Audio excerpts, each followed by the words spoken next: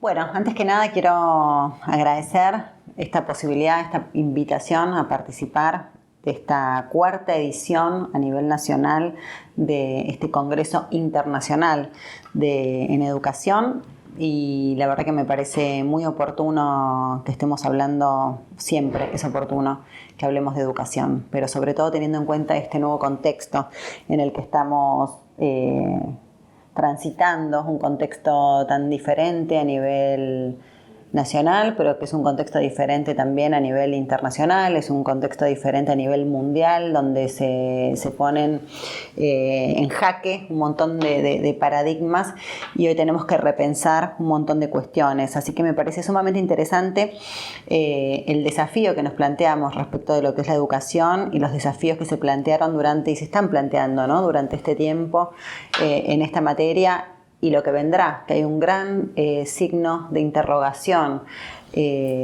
sobre un montón de temas, pero en particular vinculados a la educación, ¿no? La pregunta es si los niños y las niñas volverán a las aulas de antes, si se volverá a esa normalidad en las escuelas o habrá una nueva normalidad en las aulas. Bueno, es un interrogante enorme que se está abriendo, pero me parece muy importante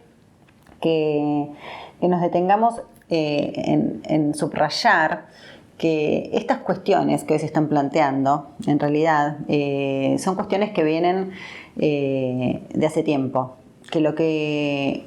hizo y hace esta pandemia y esta cuarentena, yo siempre digo que es poner como en evidencia de una forma más brutal, más cruda, poner sobre la mesa, diría yo, violentamente, todo lo que se venía haciendo mal. Y todo lo que se venía haciendo mal de manera sistemática y tengo que decir que crónica, por lo menos en el distrito en el que vivo, el distrito que represento en el Congreso de la Nación, el distrito y la ciudad que amo y por la que trabajo diariamente. Y esto tiene que ver con el desfinanciamiento y el vaciamiento que hay de la educación de gestión pública en la ciudad de Buenos Aires, y esto es crónico desde hace 15 años por el gobierno que administra la ciudad de Buenos Aires, que si bien cambia el nombre, pero el contenido y sus prioridades siguen siendo las mismas, porque es del mismo partido político, que es el macrismo, que gobierna la ciudad de Buenos Aires hace ya muchísimos años. Entonces me parece que esta cuestión de poner en evidencia esta situación de lo que está atravesando la educación en términos generales y particularmente en términos particulares por la pandemia y por la cuarentena que nos está atravesando a todos y a todas, y en particular a los niños y a las niñas en edad escolar, es preexistente. Pero ahora, como suelo decir cuando me preguntan, no se puede tapar esta situación poniendo una maceta linda en una esquina, porque quedaron en evidencia un montón de cuestiones. Una de ellas, que enseguida voy a estar hablando porque creo que es el tema del presente y ni que hablar del futuro, tiene que ver con la conectividad y con esas herramientas que se necesitan para poder acceder también a la conectividad. No sirve de nada tener una computadora si no está garantizada la conectividad, y no sirve de nada tener la conectividad garantizada si no tenés la posibilidad de acceder a la herramienta que es la computadora para poder conectarte y tener clases virtuales. Así que es un tema enorme que ahora voy a hacer un punto y que voy a desarrollar en un ratito. También les quiero contar que, bueno, como diputada nacional que represento a los vecinos y vecinas de la Ciudad de Buenos Aires en el Congreso, venimos trabajando sobre la temática en esta nueva coyuntura que se vino trabajando y que en realidad se hizo una modificación al artículo 109 de la Ley Nacional de Educación, y que esta modificación tiene que ver con este contexto de los chicos teniendo la continuidad pedagógica desde sus casas, que es una continuidad pedagógica, y es interesante el término, que no es que están siendo evaluados de la forma tradicional que se evaluaban en las escuelas, sino que están manteniendo precisamente clases de esta forma. Y lo que se hizo con esta modificación del artículo es legalizar de alguna manera, formalizar lo que estaba sucediendo de hecho a partir de la cuarentena, institucionalizar si se quiere y legitimar lo que comenzó a suceder a partir de que los niños y las niñas tuvieron que dejar de ir a las escuelas el 12 de marzo del mes pasado. Esto, si bien era un paso necesario, importante, y esta incorporación, en realidad esta modificación al artículo 109, lo que hace es habilitar esta educación a distancia para niños y niñas menores de 18 años, todo lo que tenga que ver con la educación obligatoria, en situaciones extraordinarias. Es para eso que se habilita, es para solamente situaciones extraordinarias como es una pandemia. Es importante porque era algo que estaba sucediendo, como dije antes, de hecho, y esto lo que hace es legitimar un mecanismo que se estaba aplicando. Dicho esto, voy a hacer un punto para después retomar la necesidad de encarar la conectividad, que es un tema central y que más allá de esta modificación, si no se garantiza la conectividad, no tiene demasiado sentido porque es imposible de aplicación y es imposible de cumplimiento si no hay conectividad garantizada. Así que eso hago un punto porque hay un proyecto en el Congreso que se va a tratar en breve, espero en breve, y que se convierta en ley también en breve porque es muy necesario y tiene que ver justamente con la conectividad. Pero esto se los cuento en un rato porque también les quiero contar que decía, como representante de vecinos y vecinas de la Ciudad de Buenos Aires, trabajo y coordino un observatorio que se llama Gente en Movimiento, donde desde ahí hacemos estudios, estamos haciendo estudios desde el mes de marzo, cuando comenzó la cuarentena, sobre la calidad de vida de los vecinos y las vecinas de la Ciudad de Buenos Aires vinculados a la cuarentena y a la pandemia, donde se han arrojado resultados muy interesantes respecto a la educación y a las decisiones que van a tomar las familias que tienen niños y niñas en edad escolar, que por ejemplo en la Ciudad de Buenos Aires las personas consultadas a esta altura ya están planteando que el 31% de los consultados y consultadas están planteando que el año que viene, si bien mandaban a sus hijos a escuelas de gestión privadas, hay dos opciones: tienen que reducir los gastos. Entonces, o van a mandar a sus hijos a una escuela de gestión privada con una cuota más económica, o van a solicitar una vacante en las escuelas de gestión pública. El 28% ya reconoció que va a pasar a una escuela de gestión pública, con lo cual es un tema muy preocupante en la ciudad. Es alarmante este dato, porque en la Ciudad de Buenos Aires, año tras año, a partir de este vaciamiento sistemático y de que es una decisión política claramente del gobierno de la ciudad de vaciar y de cada vez reducir más la posibilidad de vacantes, año tras año quedan entre 15.000 y 20.000 chicos sin vacantes en la ciudad. Con lo cual estamos hablando que se van a sumar esta cantidad de niños y niñas que van a exigir lo que les corresponde y que el gobierno de la ciudad deberá garantizar, porque es el derecho de estos niños y niñas y es obligación del gobierno de la ciudad otorgarles esta vacante en la Escuela de Gestión Pública, tal cual dice la Constitución de la Ciudad de Buenos Aires. Bueno, se van a quedar aproximadamente, espero que esto no suceda, porque los datos ya están, con lo cual ya se podrían estar tomando decisiones políticas para contener esta situación. En caso de que no se tomen esas decisiones de contención, estaríamos hablando de que entre 80.000 y 90.000 chicos en la Ciudad de Buenos Aires el año que viene no tendrían vacantes. Un tema que es de enorme preocupación. Voy a volver sobre lo de la Ciudad de Buenos Aires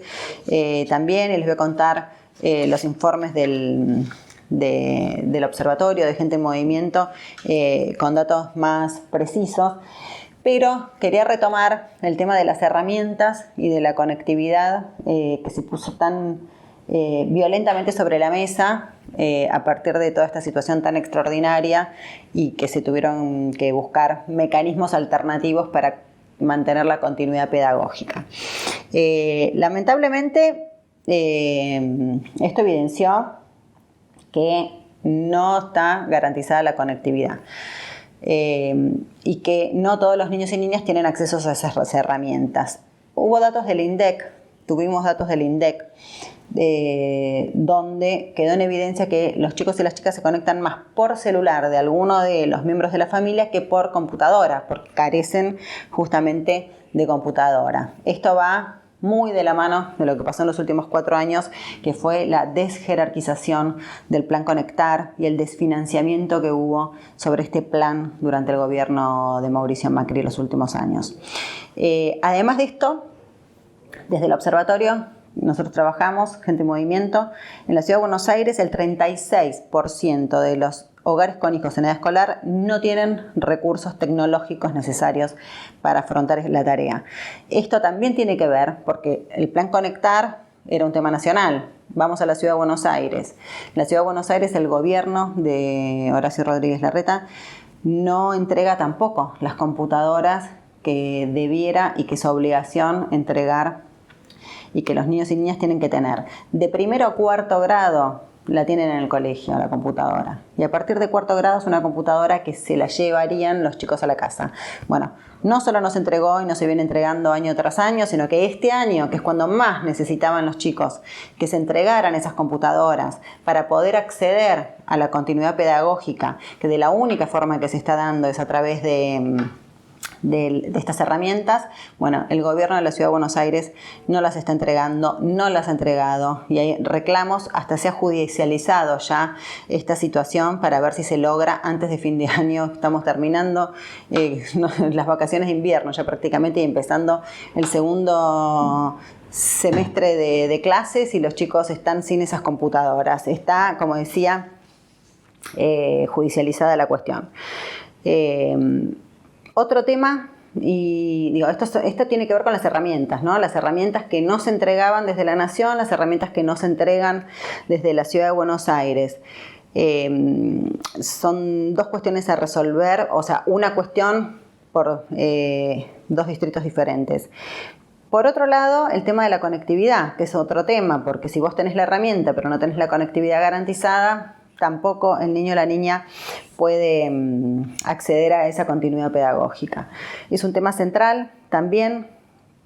que la conectividad esté garantizada y en ese sentido hay un proyecto muy interesante de la diputada Blanca Osuna y del diputado del Corro, que es presidente de la Comisión de Comunicación. La diputada Blanca Osuna es la presidenta de la Comisión de Educación de la Cámara de Diputados. Un proyecto que yo soy cofirmante también, porque se plantea la necesidad de que la conectividad sea declarada un derecho humano y que se garantice como tal. Así que espero que pronto se esté tratando en las comisiones y que pronto también se convierta en ley para poder dar un paso más y avanzar un paso más en esto que tiene que ver con algo tan central que quedó tan en evidencia con esta situación tan extraordinaria.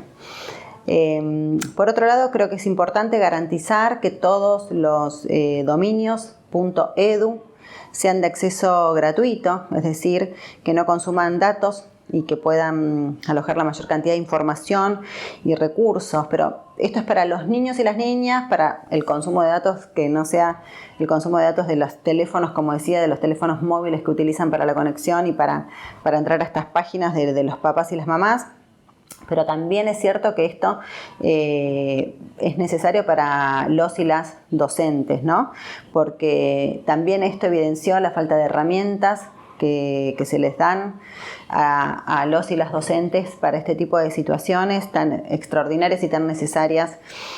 para poder mantener la continuidad pedagógica como venimos hablando. No pueden los docentes y las docentes seguir poniendo de su bolsillo ningún peso más para desarrollar su tarea profesional. Esto tiene que estar contenido desde las instituciones y desde el Estado en este caso. Yo insisto, hablo desde la Ciudad de Buenos Aires porque es mi lugar de pertenencia y de trabajo diario.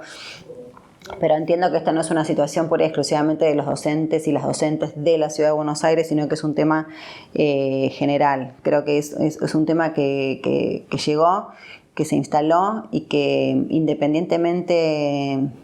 de que sea lo que venga después, que no sabemos, porque como decía al principio hay un enorme interrogante respecto del futuro y de cómo será ese futuro en materia educativa, en las escuelas, en las aulas. Creo que sí hay una herramienta que llegó para quedarse y que es esta, que tiene que ver con la tecnología, con la conectividad que esperemos podamos garantizar para todos los niños y niñas, porque si no se profundizan las desigualdades, porque hay niños y niñas que sí pueden mantener la continuidad pedagógica y hay otros niños y niñas que no la están pudiendo sostener por falta de herramientas y por falta de conectividad y por esta combinación, ¿no? que es fatal y que deja a tantos niños y niñas afuera. Pero a su vez, insisto también con el tema de tener en cuenta que estas herramientas no son solo para los niños y las niñas, sino para maestros y maestras. Que en este tiempo, y esto lo digo además como mamá de 2 niños, un niño y una niña que están en edad escolar y que me tocó atravesar toda esta nueva etapa con el privilegio de tener las herramientas, ¿no? Como para poder afrontarlo, pero para revalorizar, digo, no es que necesitar hacerlo, pero intensamente la revalorización del rol del maestro, de la maestra, y de que los niños tengan la posibilidad de compartir con sus pares las clases, el aula, las inquietudes, las dudas, los miedos. Y ese rol que es irreemplazable y que no hay posibilidad de que sea de otra manera. Así que me parece que en esta etapa el rol docente, el rol del colegio, de la escuela, de la presencia en las aulas y del grupo de pares es revalorizado, y me imagino, y con el signo de pregunta hacia adelante, repensado también para lo que vendrá, para las nuevas aulas, los nuevos horarios, la nueva forma de convivencia en los institutos educativos, en los centros de educación, en los centros de formación docente, en los institutos, en las universidades. Digo, esto es muy amplio, yo me estoy refiriendo y estoy hablando en este caso casi prácticamente y pura y exclusivamente en lo que tiene que ver con la educación obligatoria, pero en realidad esto se extiende a todos los niveles de educación. Otro de los temas que me ocupo como parte de la Comisión de Educación de la Cámara de Diputados es el ciberacoso, grooming en realidad. Ciberacoso es la traducción correcta respecto a este término, que es el término internacional con el que se conoce el ciberacoso. Me estoy ocupando de ese tema básicamente porque, otra vez, la cuarentena, la pandemia puso sobre la mesa de forma brutal y exponencial este delito. Este delito que es desconocido para la mayoría de los adultos. El Ministerio Público Tutelar arrojó datos que fueron escalofriantes. El 30% aumentó la denuncia en estos meses de cuarentena por este tipo de delitos a menores. Es un dato escalofriante este aumento, y sobre todo es escalofriante el desconocimiento, porque 9 de cada 10 adultos desconoce que su hijo o hija fue víctima de este delito del ciberacoso, del grooming. A mí me pareció importante ocuparme, por eso presenté un proyecto de ley para que se incorporen herramientas de capacitación a docentes, a maestros y maestras, para que en todos los niveles de educación obligatoria haya este tipo de capacitación, para luego trasladar esta capacitación a los alumnos, a las alumnas, a los padres y a las madres de esos alumnos y alumnas, que son quienes tienen que estar informados acerca de esta posibilidad, que, insisto, a partir de esta enorme necesidad de que los niños y las niñas estén conectados en forma, diría, casi permanente durante este tiempo a estos diferentes dispositivos, para estar conectados ya sea para la continuidad pedagógica o para recreación, porque ahora hasta los cumpleaños, los encuentros con amigos, o sea, todo es virtual. Esos encuentros con amigos que se hacen incluso quienes tienen la posibilidad y las herramientas de hacerlo, ¿no? Insisto, están también, conectándose con seres queridos, con amigos, con familia, con compañeros, con maestras, con docentes, pero también están con el riesgo de ser víctimas de este delito. Hay una campaña muy grande que está haciendo el Ministerio de Educación de la Nación al respecto, pero más allá de esta decisión del Ministerio de Educación, pensé que era importante presentar este proyecto y que se convierta en ley y entregar, y a través de una legislación, este contenido y estas herramientas de capacitación, porque hoy tenemos un ministerio con la voluntad política de ocuparse de este tema y trabajando en sintonía con Mamás en Línea, que es una fundación que se ocupa de esta temática, de difundir y de dar conocimiento y herramientas para saber de qué se trata. Era necesario y es necesario que hoy es la voluntad política de un ministerio que tiene la empatía suficiente como para hacerse cargo y poner estas herramientas a disposición. Pero no sabemos el próximo ministerio. Entonces me parecía importante no estar dependiendo de la voluntad política del funcionario de turno, sino que se convierta en una política de Estado esta temática y que se incorpore a la agenda pedagógica de las enseñanzas obligatorias y de la educación obligatoria, con lo cual me parecía muy importante que se convierta en ley para que esto sea algo que quede y que de acá en adelante no sea algo que dependa de la voluntad o no de un funcionario de turno, rescatando que ahora sí el Ministerio de Educación está acompañando esta causa para dar información, para concientizar y para, sobre todo, esto es para evitar el ciberacoso o grooming, como se conoce el término en forma internacional. Como mamá, reconozco además que yo desconocía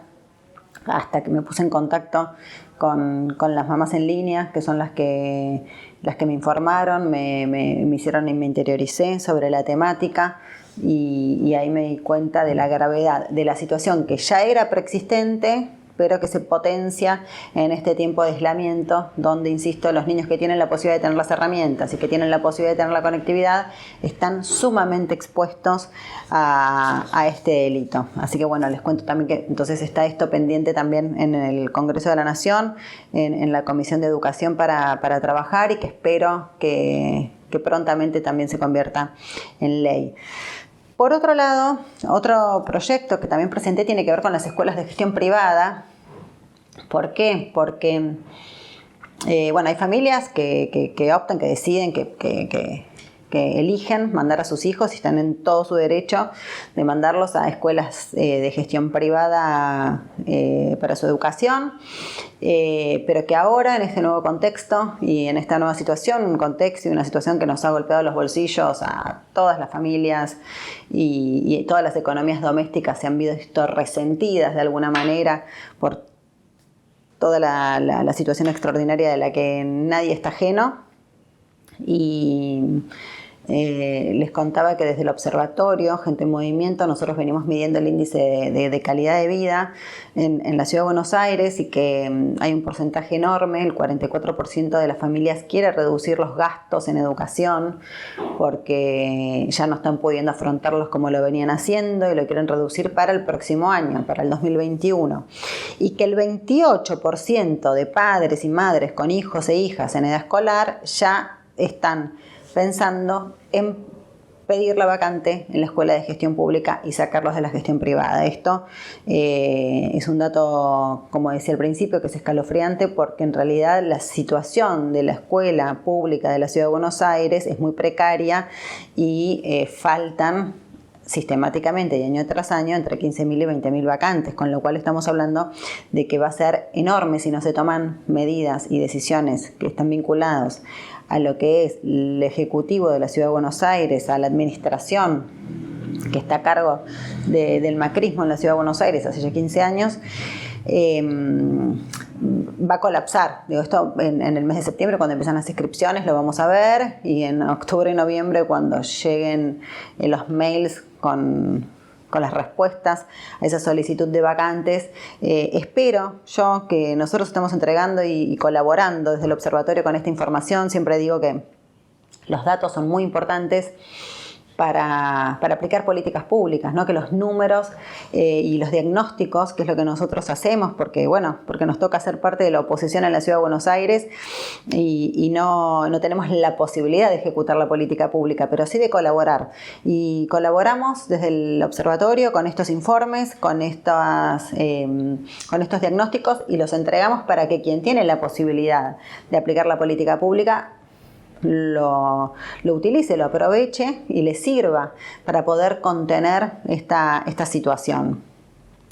Ese es el aporte que nosotros hacemos desde el lugar que nos toca y que desde la legislatura, por ejemplo, de la Ciudad de Buenos Aires, también se trabaja y mucho con presentación de proyectos para poder contener esta situación, pero lamentablemente la oposición en la Ciudad de Buenos Aires no tiene la mayoría de los votos, con lo cual a veces es muy difícil lograr la sanción de leyes que pudieran contener este tipo de situaciones. Vuelvo al proyecto que presenté vinculado a las escuelas de gestión privada. Tiene que ver con esta situación tan extraordinaria y que sentí yo la necesidad de este proyecto para que las instituciones de educación privadas ajusten,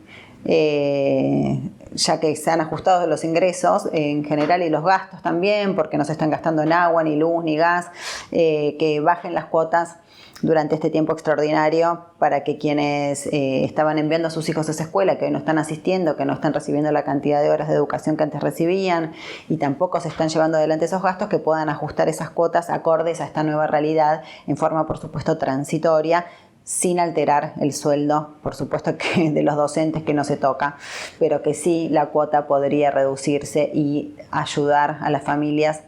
a que sostengan la vacante, o incluso sostenerle la vacante a aquellos que no puedan pagar en este tiempo transitorio. Es algo que planteo en el proyecto, porque a lo mejor hay muchas familias de autónomos o monotributistas que no están recibiendo ingresos como para poder sostener esa cuota, para sostener la vacante, y que a lo mejor el año que viene vuelven a tener sus ingresos y sus honorarios y quieren sostener esa vacante, y que bueno, que la escuela y el colegio pueda acompañar este tiempo de tránsito, donde tiene que ver con la solidaridad, ¿no? Con el esfuerzo solidario de todas las partes, y que es tan necesario para poder transitar esta etapa que estamos transitando. Así que ese es otro proyecto que está presentado en el Congreso de la Nación, que está en la Comisión de Educación para ser tratado. Bueno, creo que enfrentamos desafíos enormes, que la educación y que todo lo que es repensar la educación siempre es un desafío,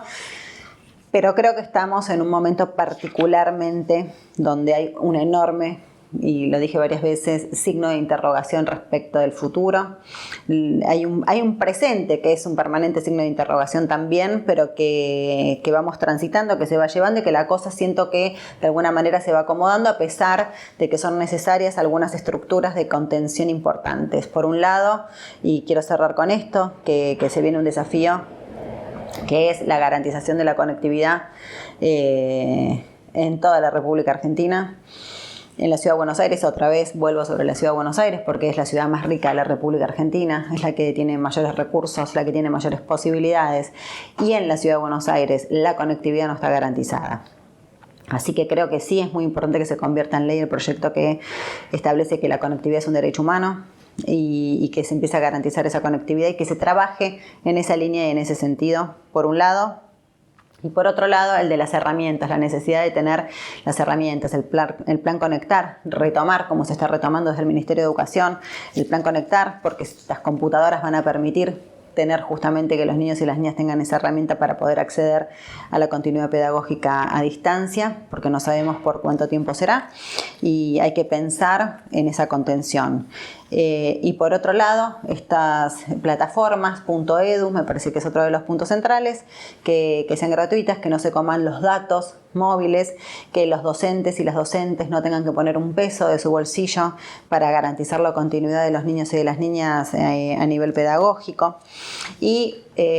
no nos olvidemos de los papás y las mamás también, que en todo este tiempo estamos cumpliendo un rol que nos es completamente desconocido y que no sabemos a veces cómo encarar, y que también necesitamos esa contención, esas reuniones de padres y de madres, y hablar con los docentes y las docentes que durante todo este tiempo no hemos tenido,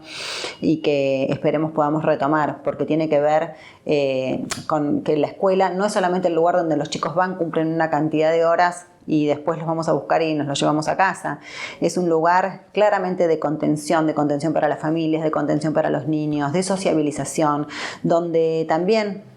se dan y se cubren necesidades básicas, que no solamente tienen que ver con la merienda y el almuerzo o el desayuno, que muchos niños y niñas tanto necesitan, sino que también tiene que ver con necesidades básicas afectivas, que tiene que ver con necesidades básicas de recreación, que tiene que ver con necesidades básicas de aprendizaje. Bueno, las necesidades básicas que cubre la escuela, la maestra, el maestro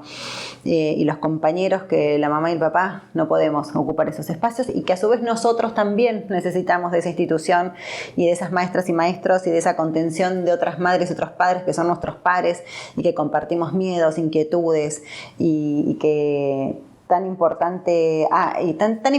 es y hace a la construcción, a la educación, al crecimiento de nuestros hijos y de nuestras hijas. Así que bueno, con todos estos desafíos por delante,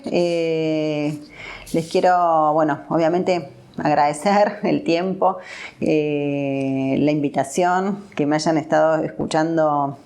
tanto rato largo, hablando sola. Espero haber aportado algo al debate y no sé si respuestas a los interrogantes, porque yo tengo muchas preguntas más que respuestas, pero sí espero haber aportado alguna herramienta que sirva de alguna manera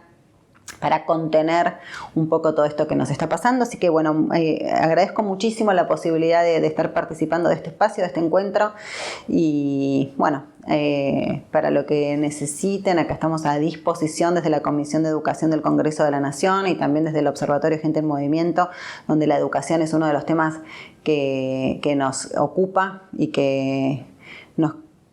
diría, la columna vertebral de lo que trabajamos en el observatorio. Así que muchísimas gracias.